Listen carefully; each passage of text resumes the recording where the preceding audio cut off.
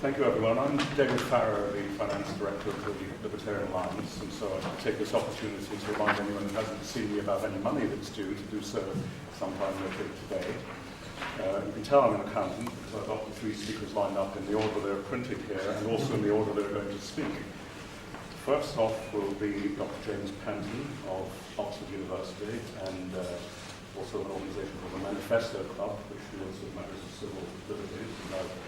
Just discovered that he comes from the town next to Glenrothes, where there's a by-election being fought between the Labour Party and the SNP. And like myself, I live very close to there, and now the always knows who's going to win. I suspect it could go either way, although it will depend on events, I think, in the economy in the next few days. The second speaker will be Dr. Sean Gabb, who, as we all know, is the director of the Libertarian Alliance. And then the third speaker will be Martin Summers here on my left, who used to be a research associate at the Institute of Economic Affairs. And he has spoken at a number of, really what he added to what it says on Google here, he's spoken at a number of events discussing religion and politics. The title is Future Shock, 3 Perspectives on Freedom in the 21st Century. I guess this may be based on the old book by Alvin Toffler, which I dug out at home before coming down to Edinburgh on Thursday morning. And I was even surprised, my wife told me that she saw a movie version of the book in her final high school year in a California university. Whether that book is the basis of the talk, we'll now find out. James Panton, you can start. Well, thank you. The book is not the basis of my talk, so I'll clear that one up now. What I want to talk about is, I guess, what I see as some of the key limitations to freedom at the moment, and I think where I think we can start to see the possibility of challenging some of those limits. I'll sit down because I've got copious notes, but if you can't hear me or see me, then shout and I'll stand up. I want to start by making the point that I think it would be wrong of us to assume that the limits to freedom at the moment are the same as the limits to freedom in the past. Both the kinds of possibilities that there are for freedom, for free individualism and a free society are different in different historical periods. And I think we need to be critical of the idea that there's any ready-made formula or language or categories through which we can make sense of the present and through which we can start to unpack the challenges of the present. I also want to start, and forgive me for this, with a kind of potted and slightly crude history. The reason I want to start here is because I think historically any account of freedom rests upon an image of human beings, of human individuals who are capable of living freely. That sounds obvious, but this is the substance of politics as it has existed in the modern period. This individual was born with his natural rights and his freedoms, more or less in the period of Enlightenment. This modern individual asserted his first fundamental freedoms as a right against the total dominance of a pre-modern feudal state. And that first freedom was the assertion of a freedom to think for himself, which took the form of a right to religious worship, the freedom to practice religion that was not the religion of the state. And logically from this first assertion of freedom comes a second freedom, the freedom to speak as he believed, the right to speak freely, to communicate his ideas with other people. And from that communication of ideas with other people comes the third important freedom that was asserted, the freedom to associate with other people, the freedom of movement and of association that's essential, both to the development of politics and political association, and indeed to the development of trade and economic intercourse as we now understand it. These fundamental freedoms encapsulated in the idea of natural rights depend upon the idea of an individual who has a capacity for reason, to work ideas out for himself,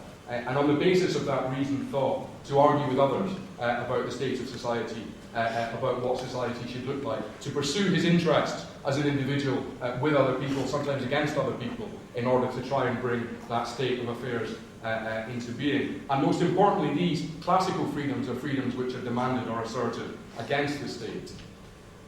For a left libertarian like me, you may not be too surprised to discover that I think these freedoms hit against their inherent limitation, that they apply to everyone, but that not everyone is in an equal position to pursue and enact their freedoms.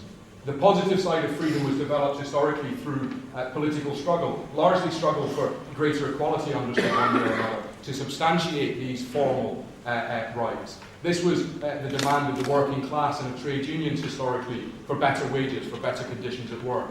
It was the demand of women for the vote. It was the demand of black people for civil rights. It was the demand of the uneducated for access to education and to learning. The historical insight is, I think, a straightforward one, that the right to think or speak freely is a somewhat empty right if one has no access or means to gain knowledge and education. And the right to freedom of movement can seem meaningless to an individual who is ill, who can't have any access to what he needs in order to live freely and healthily. These positive freedoms were, of course, demanded not primarily against the state, but very often they were demands made of the state to give greater access to people for those basic requirements that they needed as individuals in order to take control of their lives. The state may be a blunt instrument, and I suspect there are a number of people in this room who would go further than me in believing that every state intervention is a limitation upon freedom. I don't see that. Rather, I think my perspective is that we have to evaluate demands made of the state and actions and interventions made by the state in terms of the orientation of those actions and of those demands towards the question of whether or not we're aiming to achieve greater individual and social freedom.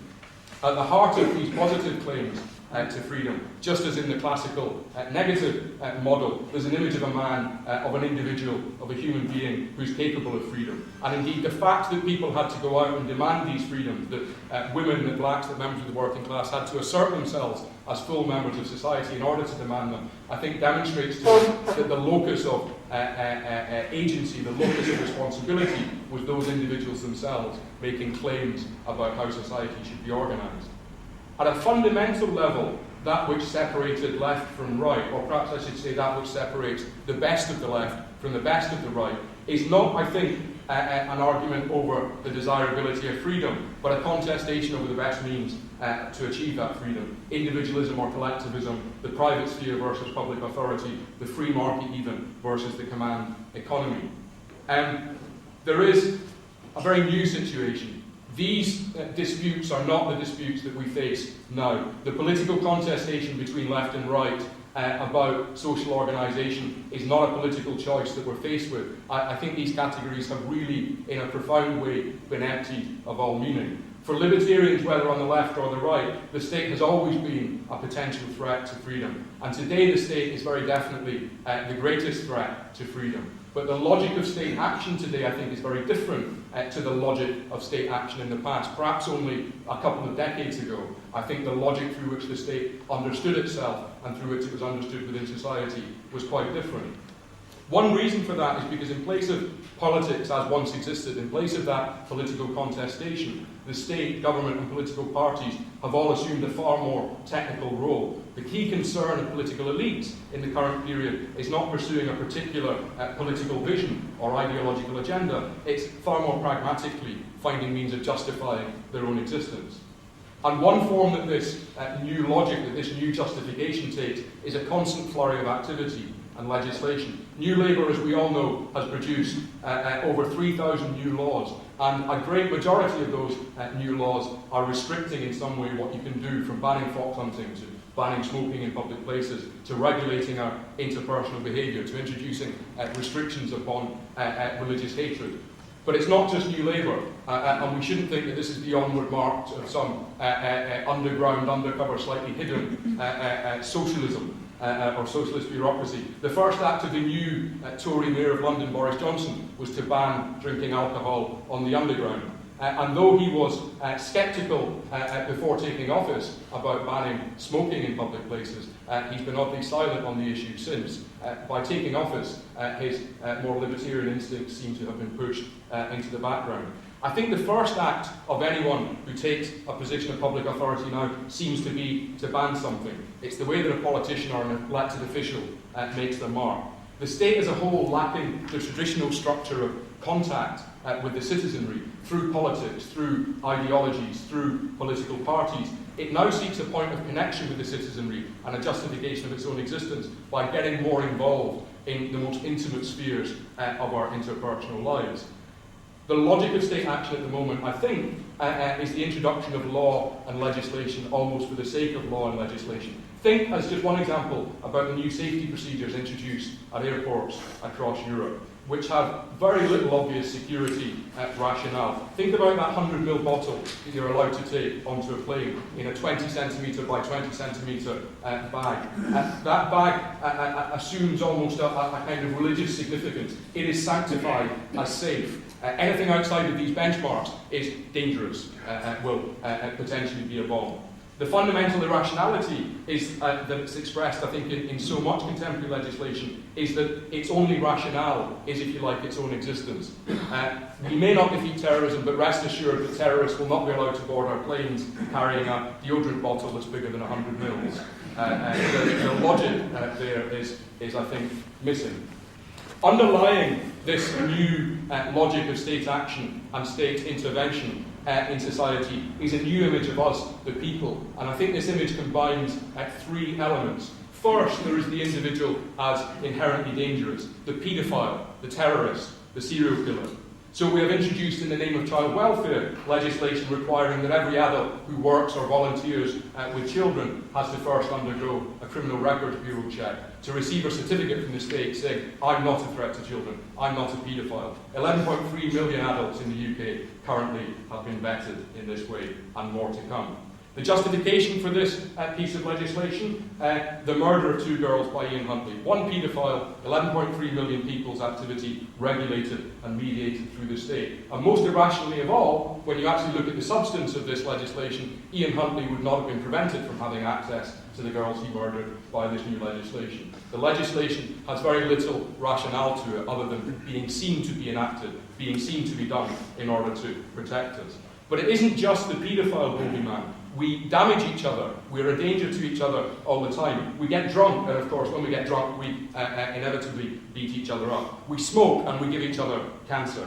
The image of the citizen is an image of an individual who is a threat to other people, and the state steps in order to regulate that threatening behaviour and to protect us all from each other. The second image is an image, I think, of a weak and vulnerable citizen. Your cigarette smoke endangers my life. It will give me cancer, but I couldn't possibly ask you to stop smoking in my face. Your drinking in the street intimidates me, but I couldn't possibly go out or get together with my neighbours to tell the kids who are misbehaving and boozing in the street to bloody well behave. So everyday informal kinds of behaviour, smoking, drinking, young people misbehaving in the street, becomes not just an issue for police authority, not just when they overstep the criminal line. It actually becomes an issue that the state must legislate in the most minute and intimate way to protect vulnerable citizens against each other. The third image of the citizen, I think, that underpins the logic of state action is the image of a citizen as weak and self-destructive and vulnerable without the guiding hand of the state in his or her life. If you want to stop smoking, of course you won't be able to do that on your own, so the state will help by prescribing things to help you stop smoking. If you're overweight, the state will sponsor your gym membership and give you free access to Weight Watchers, as I was offered by my doctor the other day, but I don't know why they thought I would do anything like that. And if you're depressed, of course, there may be nothing we can do for people of a certain age, but the state will introduce happiness classes in the education system to make sure that our children learn how to be happy and how not to be depressed. This threefold image of the citizen, a potential threat to his fellow man, fundamentally antisocial, a potential danger to himself, and fundamentally vulnerable to the actions of others. This is antithetical to that more historical image of the citizen which underpins the kinds of accounts of freedom that I began with. We're no longer citizens with rights demanded in opposition to a totalising state. We're not even citizens who are able, through politics, to demand our basic needs or our basic requirements in order to live a free life of the state. Now, on the contrary, we can only achieve anything in life through the enabling assistance of the state. The most public and the most private issues, the most important and the most mundane issues, are now areas within which the state intervenes and mediates our relationships with one another. What I think is most intriguing and perhaps concerning about this is that this is not jackboot authoritarianism as we might understand it.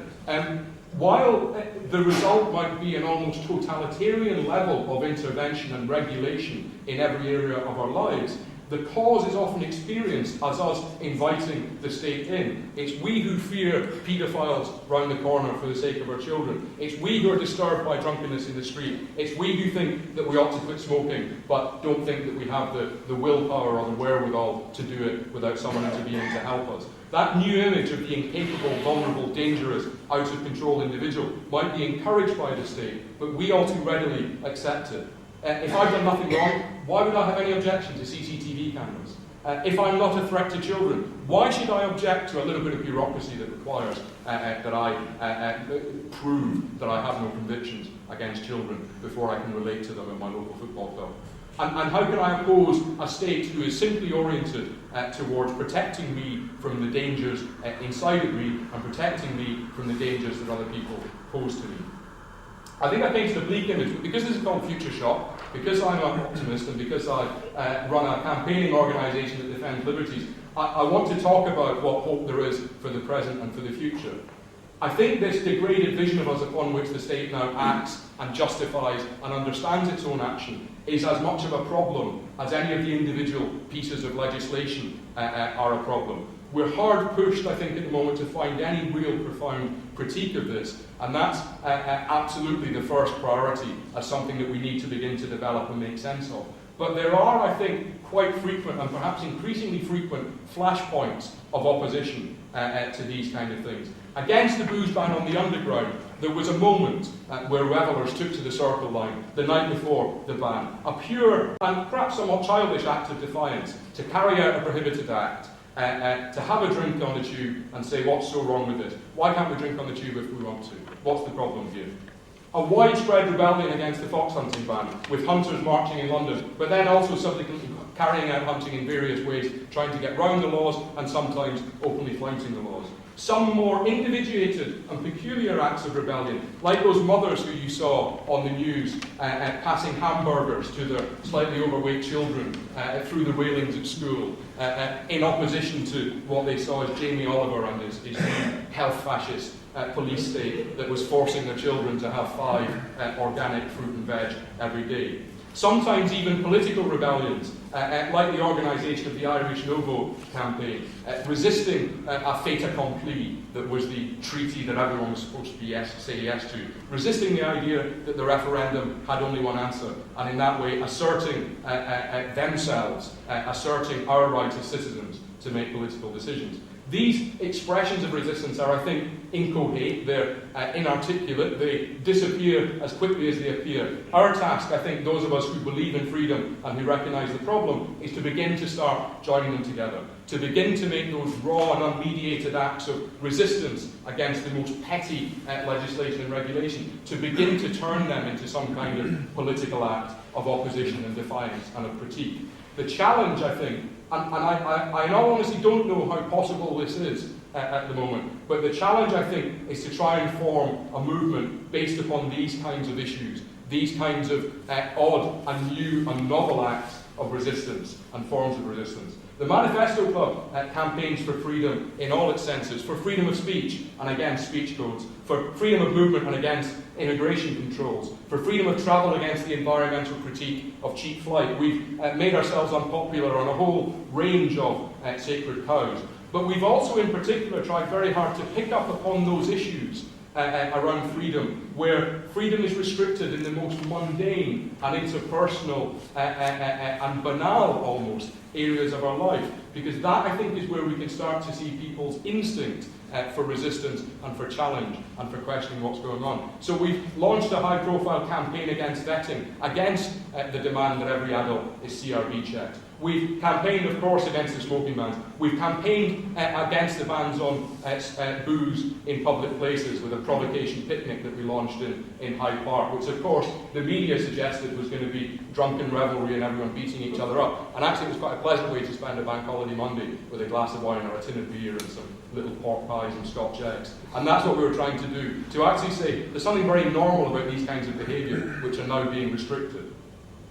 We're also hoping to build towards a Freedom Summer next year, a series of events and interventions and campaigns and and happenings, if you like, because I don't quite know what they'll look like, so I'll just call them happenings and we'll see what develops. But issues like having a children's sports day where you're all welcome to come along and get involved, whether or not you have a certificate from the state to prove that you're not a paedophile, to boozy picnics, to these different kinds of events, and hopefully more spontaneous kinds of events. It's at these levels, I think, the most mundane, where legislation meets individuals in their everyday lives, that I think we can begin to see a spirit of resistance emerging and developing. And that's, I think, what any movement to make sense of the limits to freedom at the moment and to try and challenge them, that's what any movement needs to build upon.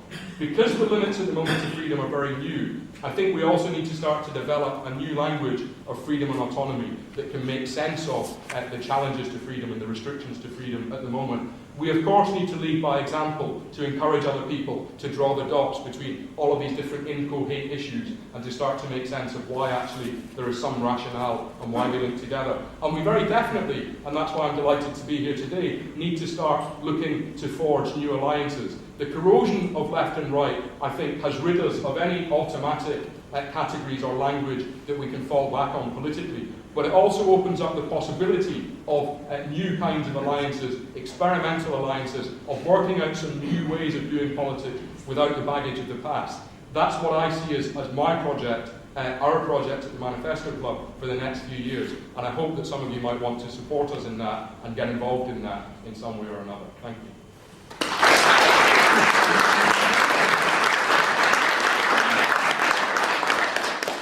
Thank you very much, James. I have to point out that some of the agents of the state seem to be rather confused themselves. In the centre of Edinburgh, where I live, there's a police station 200 yards away, and the only time in 7 years of living there that I've ever seen a policeman on foot is taking supplies from the local fast food joints back to the police station. So they don't seem to have learned the lessons about avoiding publicity themselves. Perhaps they'll arrest one another, I don't know. Now I ask Sean Gabb, Director of the Libertarian Alliance, to be our next speaker.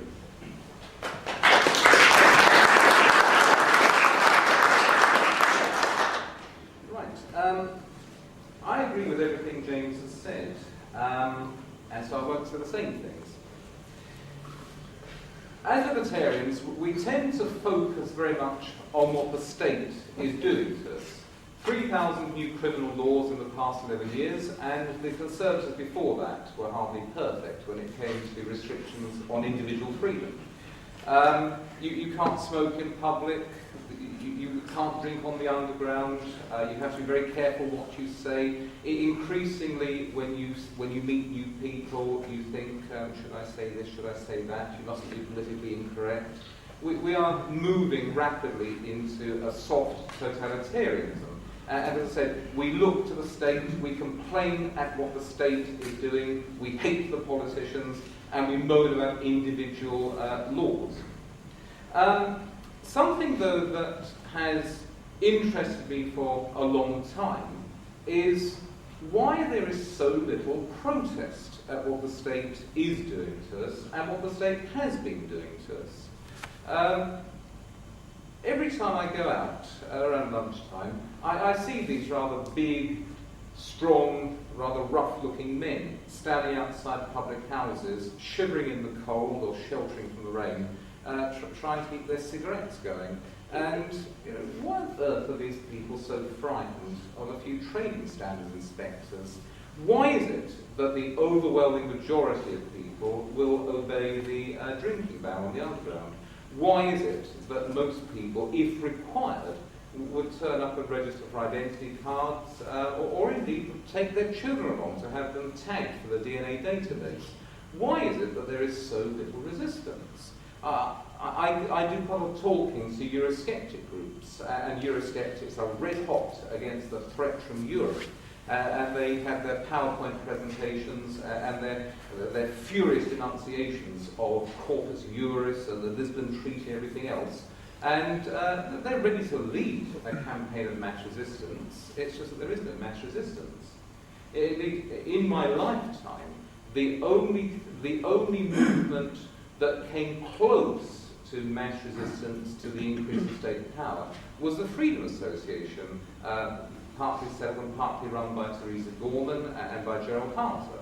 And I was rather young at the time, but I know that although this made a big splash in the media, it was never that many people, and the money was always short, and it was always a rather hole-in-the-wall organisation compared with the pro-state organisations. So why is it that we have what may be the worst government in British history, but most people don't seem to care? And I think part of the answer is that there is nothing terribly unusual about this. States, ruling classes, call them what you will, they do have a tendency to push their luck as far as they can. And we must also face the fact that the great majority of people, at all times and all places, have been sheep. They obey. Their default position is one of obedience to the lawful authorities. They don't need to be told to obey, though it does help. Their natural tendency is to obey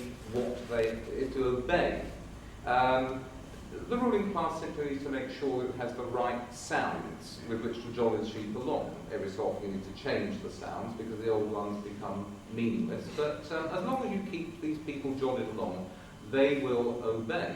And so there's no point saying, well, where are the spontaneous uprisings of ordinary working people against this massive violation of their rights?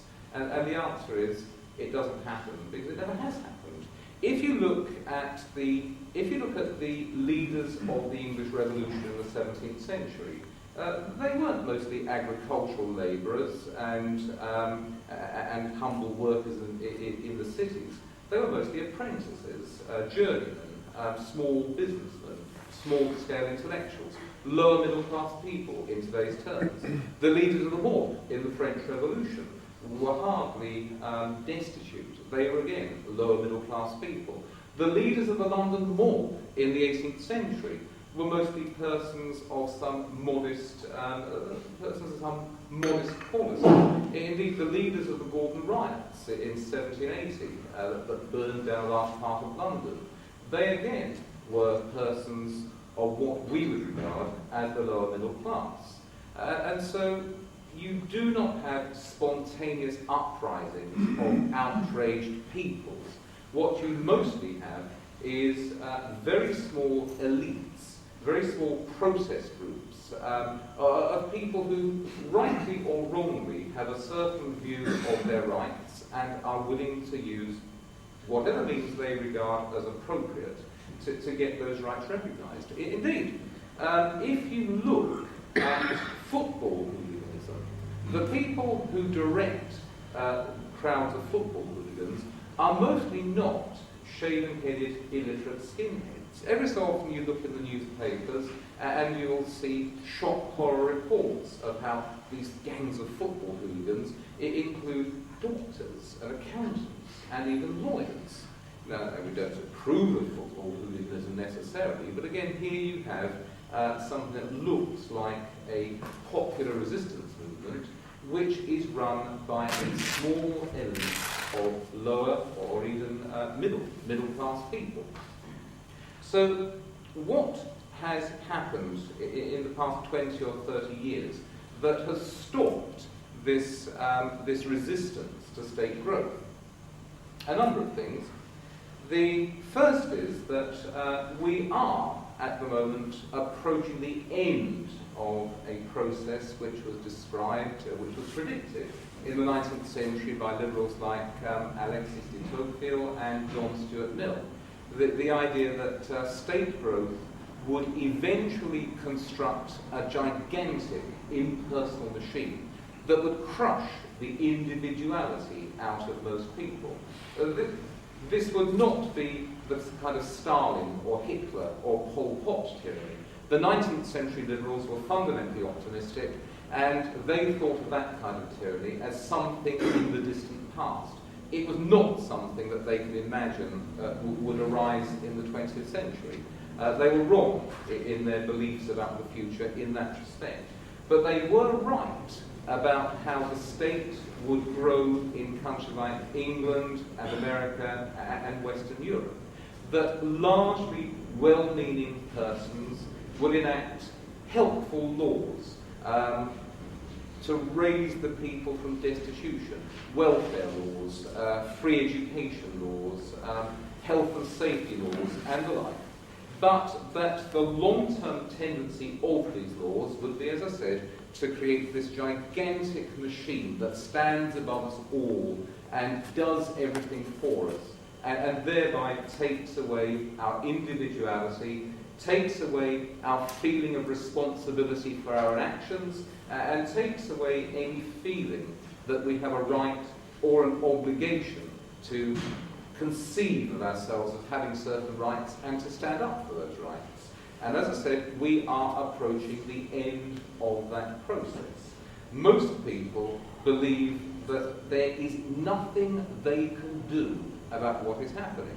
If you start a conversation with somebody at a bus stop and it's not a completely worthless exercise, this person will doubtless agree with you. You know, the European Union, terrible thing. All these new laws introduced by Labour, terrible.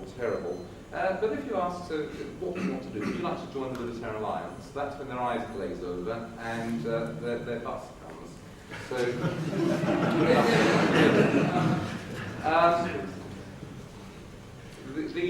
the other thing about the times in which we're living is that the means by which the state legitimises itself are much more effective than they have generally been in the past. States or ruling classes legitimise themselves not for making a series of random claims. This particular law will make you safer. You must have identity cards because they're good for you. We must have a DNA database. We must check everybody who comes within 20 yards of a child just in case he's a paedophile. Those individual claims are either manifestly unlikely or can be refuted in a few minutes of debate on a radio programme. What we are facing at the moment is a set of narratives. And at the moment you can see a narrative forming itself. In the past few weeks the British government has promised to shell out £500 billion of our money. I think we had £500 billion to shell out. But it's handing this money out to a group of rich bankers so that they can pay next year's bonuses. And there has been quite a lot at this. But this particular measure, although not easily defensible in its own terms, fits into the narrative that is forming around us at the moment. You can see this on the BBC.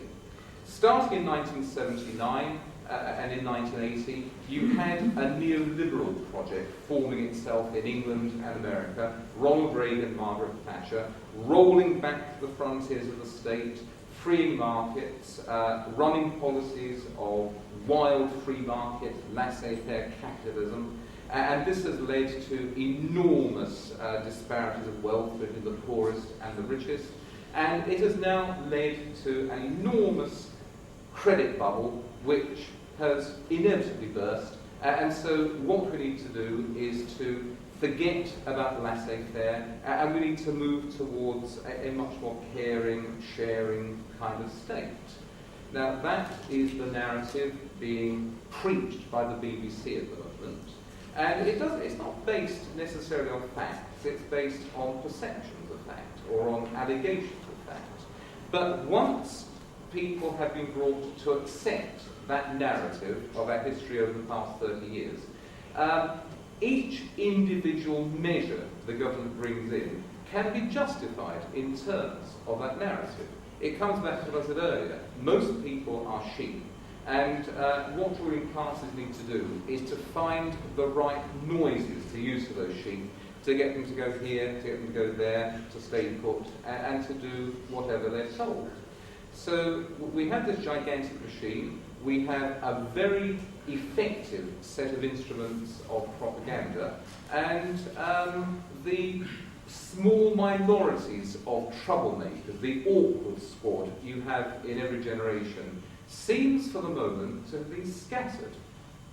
Now, a question I cannot answer, I can have hopes but I have no answers, is has this small minority of troublemakers, which we've had in all places at all times, Has this minority of troublemakers been squashed flat by this gigantic machine, and has it been silenced by the instruments of propaganda?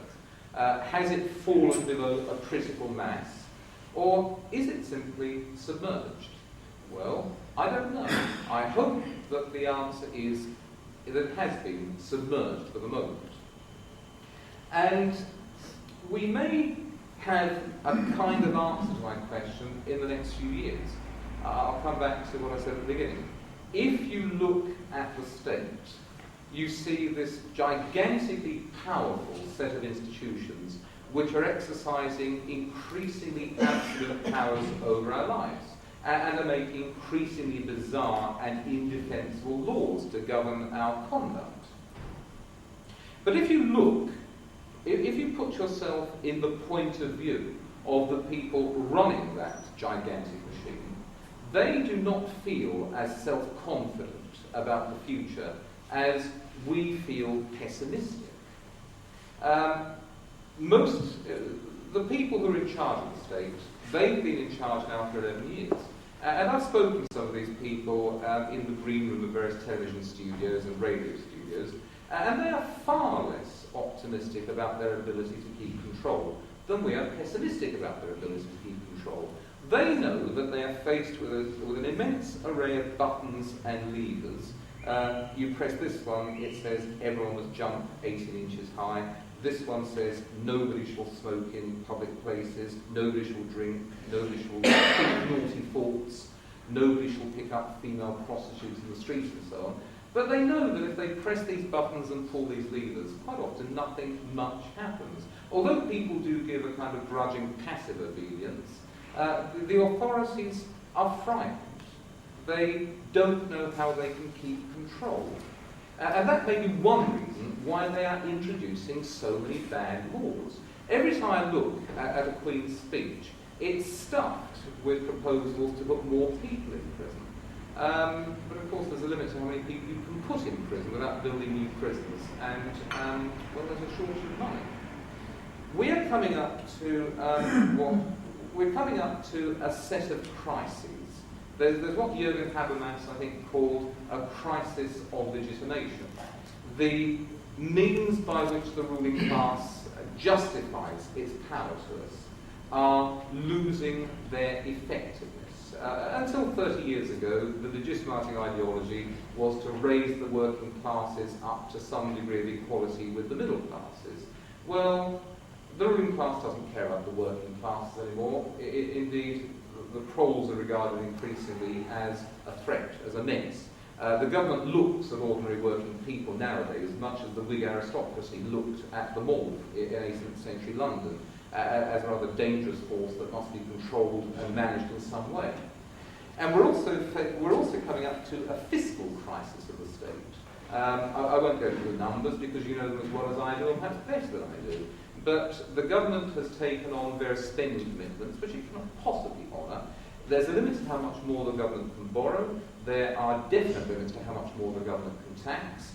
And sooner or later, it will need to start cutting spending. And of course, if you were in complete control of the state machinery, it would be very easy to cut 50 or 60 billion pounds of state spending without anybody really noticing. But these people are not in complete control of the state machinery. It is not malevolence that will cause these people to shut hospital wards, cancel railway trains, and increase class sizes to 320.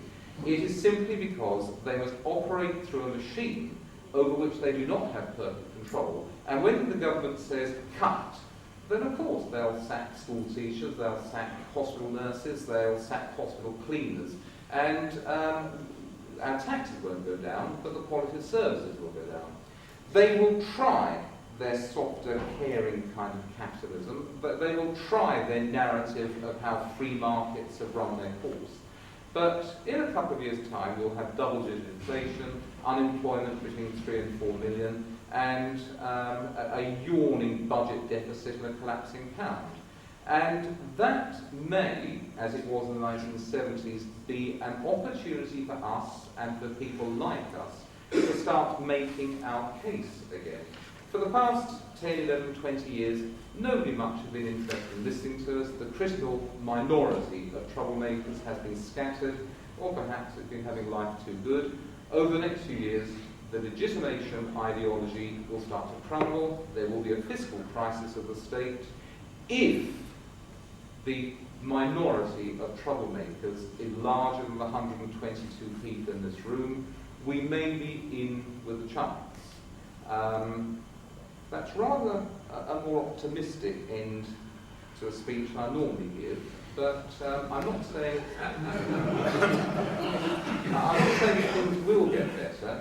I'm just saying they may not be as awful as we often think they are, and as I generally say they are, and they may get better over the next decade or so.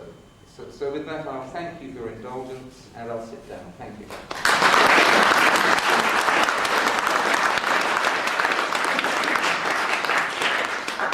Thank you very much, Sean. I do agree that the whole financial crisis that we are facing at the moment is something which may turn events in ways we couldn't have imagined a few weeks ago.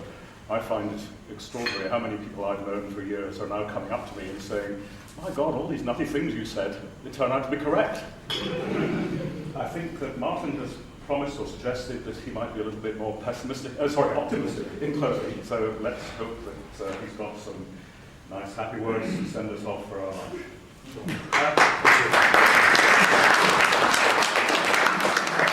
He did warn me that he was going to have an optimistic ending, but it was a bit like those SWP meetings, where Tony Cliff or various people would stand up and tell you about how massively oppressed the working class was everywhere in the world, and dictatorships were on the increase in the US and Europe power. But there would always be a looming crisis that will eventually allow the working class to rise up and everything will be solved. So we have amongst us a market-lendist in the form of Sean. And I think it rather confirms Naomi Klein's recent thesis that actually what us pro-capitalists really want is as many crises as possible, because that's only the conditions under which we can push a free market agenda. I have a slightly different form of optimism, and this might not be really a rah thing, but I'm thinking rather long term. We were told it's about freedom in the 21st century, so I've got the luxury of talking about the next 92 years. And we surely can be optimistic about at least that type of time span. In terms of the two challenges I wanted to cover, the first one is I want to talk about the need for libertarians to make the case as to why free societies promote not just competition, but cooperation.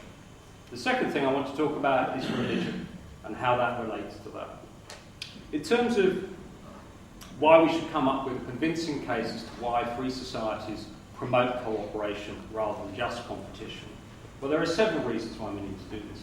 The first is that a rather obvious point is at the moment with the financial crisis and various alleged environmental crises, then the answer proposed is there should be lots more world government.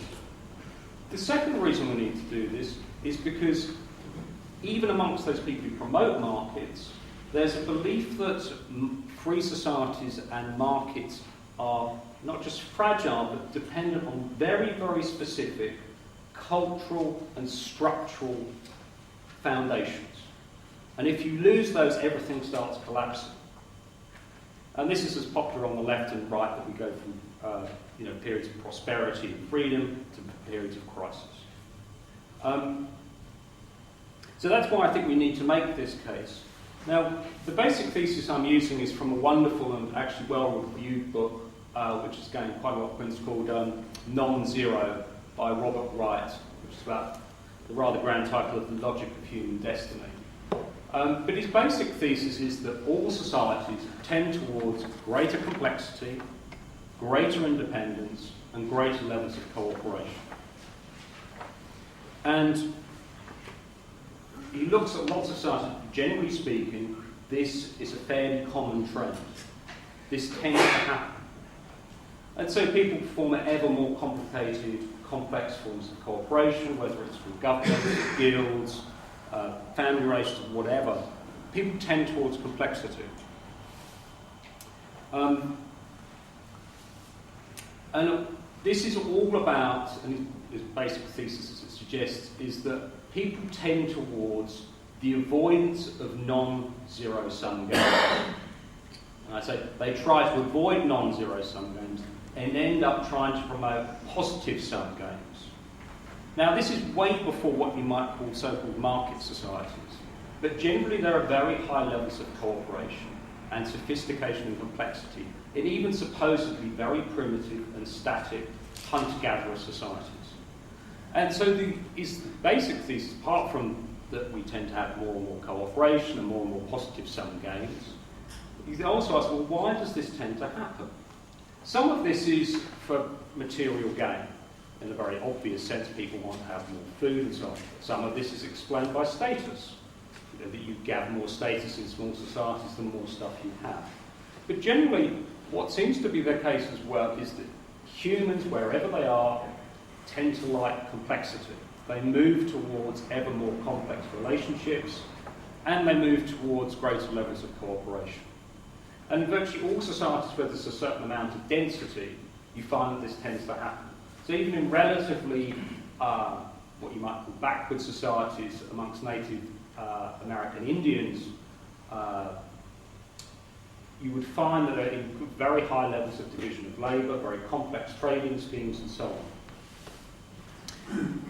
And actually this whole point about our thirst for complexity and cooperation and difficulty is reinforced by a number of recent works. One of my favourite ones is everything that's bad for you is good for you. There's basically a thesis about computer games and films and TV, which is supposed to lead to this, 3-minute attention, 3-minute culture, I think it's called, where nobody's got an attention span more than 3 minutes.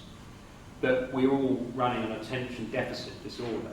We all have attention deficit disorder, whereas in fact, what you'll find in television, in humour, in video games, and a whole range of things, we yearn for more and more complexity. If you compare sitcoms or dramas from the 1970s to what you see now, what you actually tend to find is complexity goes up. People like difficulty. They like applying themselves. And there's always this thirst for curiosity and challenge, which tends not to get arrested. It might have limited outlets, but it tends not to get arrested. So generally this is an overall trend in society. Now obviously this tends to have certain setbacks.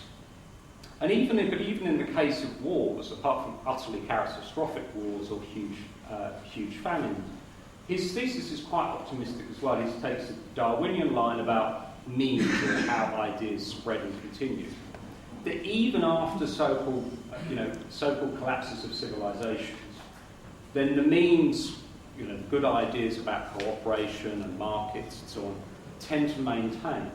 So for a good example, there's a huge amount of revisionist history about the sacking of Rome and the so-called Dark Ages and the so-called barbarians.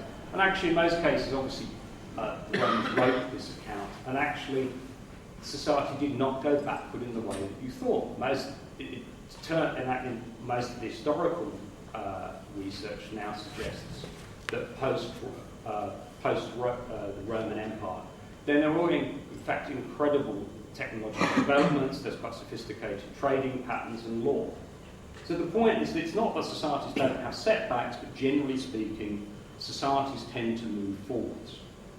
And even where societies do come into conflict, there's obviously a zero sum between the warring factions, but generally speaking, there's a promotion of positive sum and cooperation within each warring faction.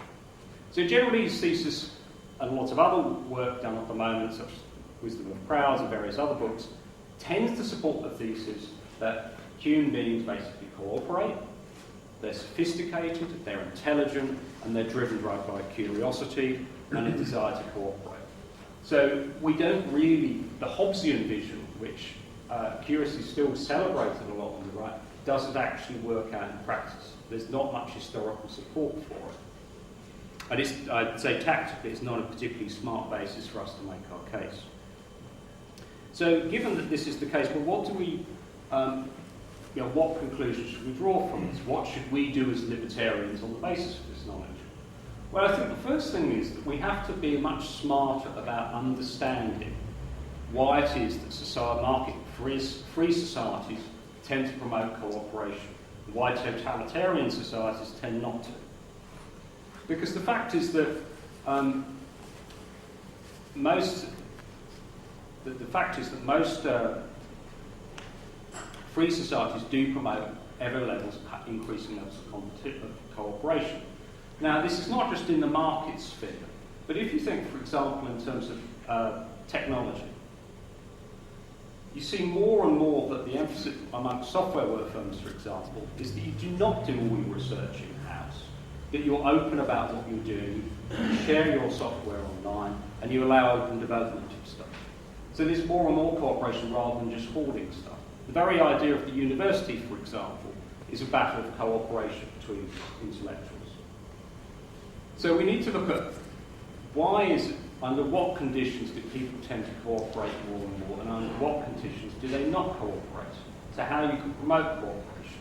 And bear in mind that libertarianism is not just about markets, but it's largely about voluntarism. So how can we come up with the conditions that allow more voluntary collective efforts to solve problems?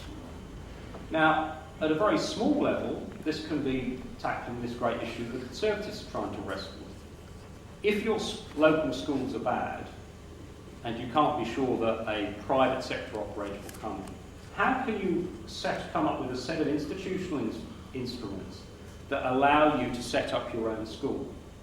Well, simply a much smaller level. If you're in a neighbourhood beset by crime, how can you somehow set up institutional arrangements that allow you to tackle crime, that allow you to institutionalise some sort of shared property arrangement that allows you to exclude people and so on, without relying on ASBOs and so on. So we need to think about how can people collectively organise to do more stuff. And one thing I always think of in this connection is in the US, most apartments are covered by, complexes are covered by certain boards. Basically, they're self-running. And they're very sophisticated forms of governance. Basically, apartments, or indeed the so-called retirement communities, tend to have very sophisticated forms of government. But they're not, as it were, state government. They have very sophisticated forms of governance. So how can we allow people to engage in voluntary forms of government to help them run their own lives? So there's various bulwarks between, there are voluntary solutions between you doing something on your own as a family and the state. And the problem is we don't seem to have given enough thought as to, well, what can occupy that space when individuals want to collectively organise to tackle problems. The second thing I wanted to come on to was religion. The reason I want to mention religion in this context is that religion is one of, well, in most of its manifestations, is one of the forces that tends to lead to promote an irrational fear of a free planet. And surely if we're about something, it's about countering irrational fears of a free planet. And one of the, I think, the most insidious things that is sort of unintentional in many ways about religion and freedom is that often there's a suggestion amongst people who, let's say people who promote religion, I use that term advisedly, people who promote religion aren't necessarily religious, is that somehow without a religious foundation, societies naturally fall apart. They will tend to be bad. So you will often find amongst conservatives and libertarians that say, well, you have a Judeo-Christian traditional foundation. What they tend to mean by that is not merely that there's a history, but somehow free societies would not operate unless they had that bulwark, that foundation of religious belief or slightly subsumed religious belief.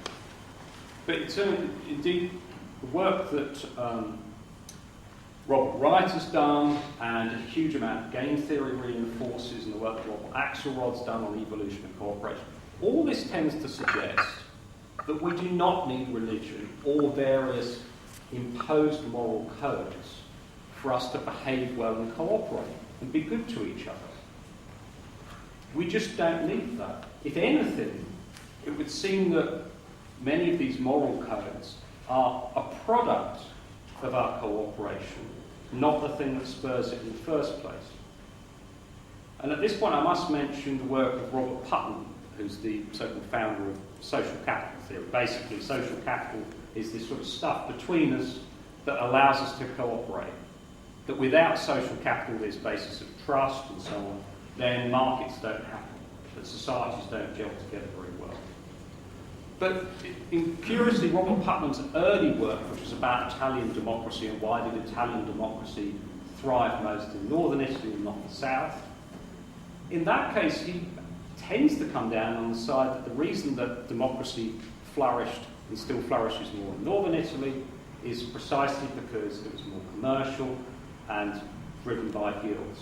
So people developed forms of cooperation and strong moral codes precisely because they were more advanced market societies and they were generally more advanced in terms of and had freer, more market-driven arrangements. So I think at that level, I think we need to dismiss the myth that free societies or market society, everything, are highly dependent on the religious underpinnings. Because the various religious theses, whether it's Weber or whoever, tend not to stand up when you look across lots of other societies with very different religious beliefs, where markets and free societies thrive. And secondly, I think, with regards to religion, whilst religion is certainly not incompatible with markets, and in many cases helps markets thrive, it is difficult to make the case that religion is highly compatible with free societies, for obvious things to do with issues around sex and family relationships, but also in terms of technology. It's difficult to see how we can embrace some of these ultimate freedom issues around tackling ageing and issues around infertility and disease and a whole bunch of other things, unless we had the freedom to research, innovate and communicate without certain religious restrictions. And finally, I think I'm minded of something, I'm quite sure how long ago this was now, but I think the final appearance Arthur Selden made at a Libertarian Alliance conference was he gave this phenomenally optimistic and fantastic end speech, which was about why we should be optimistic. And he said that the reason we should be optimistic is that the means for exit, the scope of options for us to exit from restrictive state relationships is increasing more and more and more. That technology is allowing us to do that, globalization is allowing us to do that. And I must certainly support that, and that's entirely true and should still be the source of much of our optimism. But I'd like to add to that by saying that in a similar vein, that the options and scope for interdependence and cooperation are getting higher and higher. The degree to which societies can close themselves off and be successful gets smaller and smaller. It is going to be almost impossible for China, or even the likes of Burma, to completely live as closed societies without allowing these so-called means of freedom, or however you want to put it, to penetrate. The very fact of global trade and the nature of our global markets means that we're drawn closer and closer together and more interdependent. And in those conditions, it's much more difficult for closed societies to survive. So regardless of various financial crises or other setbacks or regional wars or whatever, or conflict in the Middle East, these basic drivers will still be there. And those drivers are actually towards greater enlightenment in terms of rationality and scientific inquiry, with greater cooperation, and towards more markets. It doesn't mean there won't be setbacks, but that's generally the trend.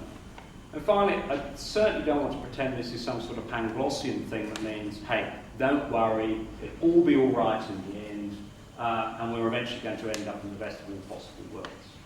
It certainly chimes with what Sean and James were saying, that there's still a huge amount to do and there can be huge setbacks.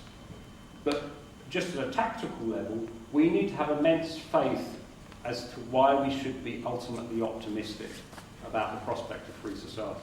Because if you're not optimistic about it, then you're far more likely to become fatalistic and pessimistic and eventually just kind of give up.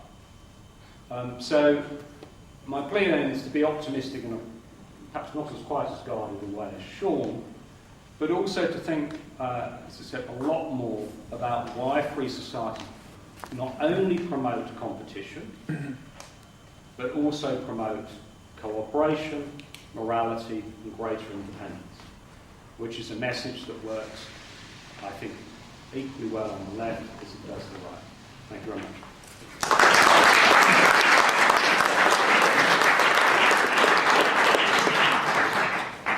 Thank you very much, Martin, especially for making the point that libertarianism is not simply something to do with finance and money, but involves a wider idea of voluntary interactions among humans. I'm just wondering, we've theoretically run out of time, but I don't think we want to stop right now. Shall we go on, Sean, for another 10 minutes or so, do you think? I think this gentleman here might have been the first. Yes, Martin said that the development of technology will give us, or is giving us, and will give us greater power to escape the state. And you gave internet as an example. Of course, states do control the internet. The internet is not, or will never be utterly free from censorship. I'm not convinced. Surely, the development of technology also gives the state greater power to spy or control us in many ways. That's true. Very good. So it's rather glib, but it's not just a freedom of speech issue, but it's an interdependence and cooperation issue. The degree to which you can find out about what other people are doing has changed enormously. And that in itself, the mere fact that people are aware of other ways of living is immensely powerful. And that's precisely why all totalitarian societies try as hard as possible to prevent people from travelling. David Carr. Yes, I'd like to thank all the speakers. And sorry, in particular, just before I ask the question, I just noticed with amusement that Martin said that societies don't need religion to be able to function and cooperate, but then, of course, invokes us to have faith in an optimistic future. I say that somebody who's completely secular, but I just noticed that's not right.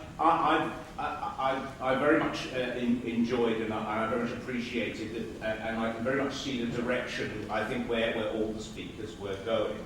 I think one of the unfortunate side effects of having in the past relied on economic arguments and supply and demand and Hayeki and Austrian, Chicago and Mongolian schools, whatever it is that we only had the ear of a handful of politicians and technocrats, and it did result in a very moderate and unfortunately very temporary degree of economic deregulation, but left us with all manner of other horrific values which we're now trying to combat. I think I should come to a question though. Do the panel members think that in the future we possibly ought to focus our arguments on people as opposed to money, which makes you sound like one of these ridiculous anti-globo lefties? But I think in particular relating to James's point about the way people see themselves and are seen by their ruling class, I think we should be talking to people about whether they feel as if they are perpetrators and victims, or whether they're not perpetrators and not victims. And I think once people are prepared to listen to those arguments and listen to ideas and trust in themselves, do you think a lot of other good things will follow from that? Yeah, I mean, if I start on that, I think that's the key issue. Yeah, I think that's absolutely the key issue. I disagree with some of what's been said about markets. I mean, I don't, as it happens, have a principled support or a principled defence of markets. I don't think a market in education is going to resolve the problem in education. I think the vision we have of young people as actually being worth being offered a rigorous and challenging education is what's going to resolve the problems with education.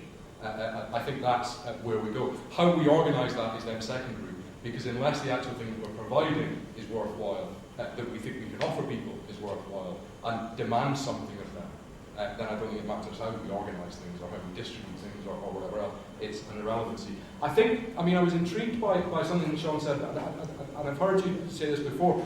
It's an odd recruitment strategy, I think, for the Libertarian Alliance to accost someone at a bus stop in order to remind them that they are essentially a sheep, and then wonder why they don't want to join your association. I think that's a problem. Look, I think you're absolutely right. We're not in a time of mass political mobilisations. That's clearly true. There have been those times in history. Of course they've been led. I'm less interested in where leaders come from than in their attitude towards freedom. And I don't care where people come from if they have that instinct about the need for pursuing freedom. I also think it's the case that what we have to do and what we have a responsibility to do, if we believe in freedom and believe in personal responsibility, we have a responsibility to start to develop a language and to start to develop a narrative, a counter-narrative, if you like, in terms of what you said, that will actually allow people to articulate where, the individual things that they hit up against in their lives are actually more social problems than they are individual problems. I think it's peculiarly odd. The thing that struck me about the smoking ban that was interesting was that it was first trialled in Ireland, and that you go to pubs in the middle of nowhere where only 3 men and a dog are, and neither the 3 men nor the dog are smoking inside the pub anymore. Who cares? But they go outside. And that's precisely about the image that people have of themselves, because of course the truth is, it's not just that the law says don't smoke in the pub, it's that everybody thinks they probably ought to give up smoking anyway. And everybody thinks that it was very difficult to give up smoking until, of course, you were not allowed to smoke in the pub. So now what has actually happened is this legislation has helped me to do something that I ought to have done in the first place, that I wasn't capable of doing without the law being introduced. So it's far more at the level of our understanding of ourselves and the vision that we have of other people. And that, I think, is the area that we really need to challenge things if we're going to go anywhere. Really what we need to people is some self-confidence and another absolutely. And the thing about so much of this legislation is that it's not only premised upon the idea that we can't act for ourselves, it actually destroys our capacity to act for ourselves. I no longer look to my judgment if someone a bit dodgy wants to come and coach my child's football team. I look to the question of whether or not they have a certificate saying they're not a paedophile. And I no longer inculcate any sense of judgment in the children. I no longer look to the question of what I want my street to look like and think that I have a responsibility to engage in my community. If I have a code that says, if I have a piece of legislation that says booze is banned here, then that's the solution, rather than me taking any responsibility. So actually, the legislation actually encourages a far more anti-social society, and that's, I think, where we need to challenge it. Well, okay. If I said that I'm in the habit of abusing people at bus stops, I didn't mean to say that, and I apologise. I try not to do that. But going back to what David said, yes, I absolutely agree. I am actually not just bored with talking about free markets. I begin to think that our extreme emphasis on economic arguments over the past 30 years was, in retrospect, a mistake. I personally do not believe in the free market. What I believe in is what I think John Coates calls markets made by free people. And there is a difference. We believe in cooperation between consenting adults. We don't necessarily believe in the kind of globalisation spearheaded by HSBC and all those other big corporations. So, yes, we're interested in alliances, and we're interested in alliances that reach far, far beyond any movement or person who was touched by Margaret Thatcher. Perhaps we want to be associated with people who think they were rather badly touched by Margaret Thatcher in future. Just a couple of things. One is, I'm amazed that James Panton hasn't done a big promotional effort on behalf of the next Battle of Ideas, which is run by the Institute of Ideas, which is when, James? It's next weekend, all weekend, do all come. So if you want to see about 1,000 or so fellow travellers, albeit from a left libertarian perspective, then that's a very good place to go. So there are already these sort of alliances. And I just wanted to say about James was saying, one of the most insidious things at the moment is the politics of nudge. I think Nudge is the name of the book written by two supposedly quite market-friendly economists. And the book's very popular with the Conservative Party and quite a few others, but it's all about soft power to make people do stuff. So all we have to do is subtly change the incentives to get people to do what you want. And so I hope the sort of thing I was saying was that you don't need to tweak people's incentives. People want to do this stuff. I mean, just a simple thing. It wasn't all that long ago that people were saying that, well, unless children have really, special programs to encourage them to read, they won't read. And then Harry Potter comes along without any government program backing it up. And the most difficult problem a lot of people have with their kids is that they, in the old sense, they won't get their faces out of the book. I mean, I can't help emphasising, people like difficulty, they like challenge. Children like challenge and difficulty, and they're drawn to it. You don't need to prod them, incentivise them, and do all this sort of stuff, often with a state program or subsidy, to make them do these things. And I think there's the tendency amongst a lot of conservatives that you do need these incentives, precisely because they believe that everything's so damn fragile that people won't want to carry on doing good and constructive, self-enlightening stuff unless they're put into doing so. It's just not true.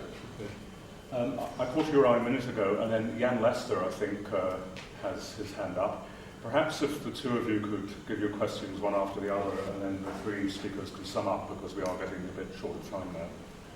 Philip Chaston. The one thing I'm sort of slightly concerned about is we talk about narratives, but the way that this new legislation is coming to be is by groups of people volunteering and cooperating as professionals, acquiring their profession through state institutions and universities, then seeking state funding and justification for their particular knowledge community and saying this is what we need to do for an outcome, public health, whatever, and then getting the state to enact legislation which of course impinges upon our personal lives. Skewed incentives as far as competing individuals are concerned, and also a process of political economy which we need to understand before we can construct a counter-narrative to combat at least this part of the expansion of state power. And I think I completely agree that people need to be less sheep-like, and if we can't set an example, then I don't suppose we can really, there is any kind. Therefore, in light of this, I wonder whether the three speakers would encourage, or at the very least tolerate, smoking of cigars at the table after dinner.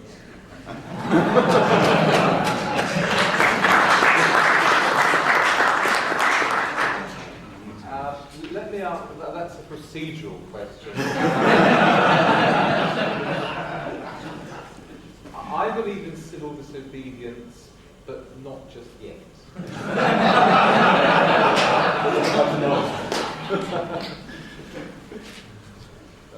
Okay, James, do you want to? Well, I would encourage you all to decide with your fellow diners at your own table whether or not you want to have cigars. I think that would be the way forward. I can't speak for the procedures, but I think that would be a very sensible and rational thing to do. And I think it's a good idea. I think the question here, or the issue here, really gets at something important, which is the kind of semi-informalization of the state, the expansion of the state into areas of life which were previously informal, and this kind of quasi-formal, quasi-governmental bodies, all of these kind of things, is a huge issue, and it's what introduces that bureaucracy and things. I was just thinking one area where it touches upon my work very directly, and in response to Martin's point about the problems with religion, I have no interest in religion. I'm not a fan of religion, but I don't particularly see it as a problem. When we have evidence-based policy based on quasi-mysticism and so much mystical nonsense in the policy-making sphere, I don't think I need to fear people who actually believe in God. The mysticism is out there everywhere. But the rise of the ethics committee in my area of work is one perfect example of that. It's not religion that holds back research. It's my colleagues who sit on ethics panels to weigh up the ethical dilemmas involved in me putting out my questionnaire, or the ethical dilemmas involved in doing some stem cell research or whatever else it is. It's these kind of informal bodies which are used for money. I think we therefore, on every count, have to certainly understand them. There is a theoretical critique to be developed. But there's also, of course, just a resistance to it. just a natural demand for, in my sphere, research should be free research. You should be free to do whatever research you're interested in, without the requirement that it has particular outcomes, without the requirements that you weigh up all of the pros and cons. Follow the research. That's how we develop knowledge, And I think in similar areas, run a football club, without the child protection industry determining what it is to be a good football coach. Go and play football and encourage kids to play football if that's what you want to do. And that's something that we can do, I think, as individuals and as groups in our communities and on our streets. And that's one very important place, I think, that we all ought to start challenging that ever-expanding bureaucracy. On the matter of these self-organising groups and so on, well, it's kind of, well, they wouldn't they, given the opportunity? I mean, most charities have ended up becoming agents of the, an awful lot of charities, I should say, have ended up being agents of the state because there are large grants available. It's a much more predictable source of funding. So the way to look around is not necessarily the organisations that are at fault, it's the opportunity that's as it were, fault. The opportunity to gain large sums of money through the state is what's. In terms of things like cigars, well, this raises the thing that everybody has within them, as it were, a stock of rebellion. It's a bit like the risk thesis, that everybody has compensated risk, and we compensate for a certain amount of risk they like to take. Same way that people like engaging in acts of rebellion. And the fact that public space is more and more regulated tends to lead to everyday acts of rebellion or freedom or pushing the limits of good taste. It pushes it to private spaces, whether that's at home, on the net, or, dare I say, it partly explains the rise of sex in car parks. With or without cigars. Well, actually, you probably have more problems with the smoking than you would the but yes, there are. The point is that not even in very, very totalitarian regimes or totalitarian society or institutions, whether it's prisons or certain religious groups, people have a natural tendency to rebel or engage in protest, sometimes in very small ways.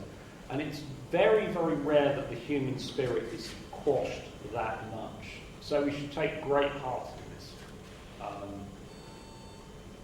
I'll leave it at that.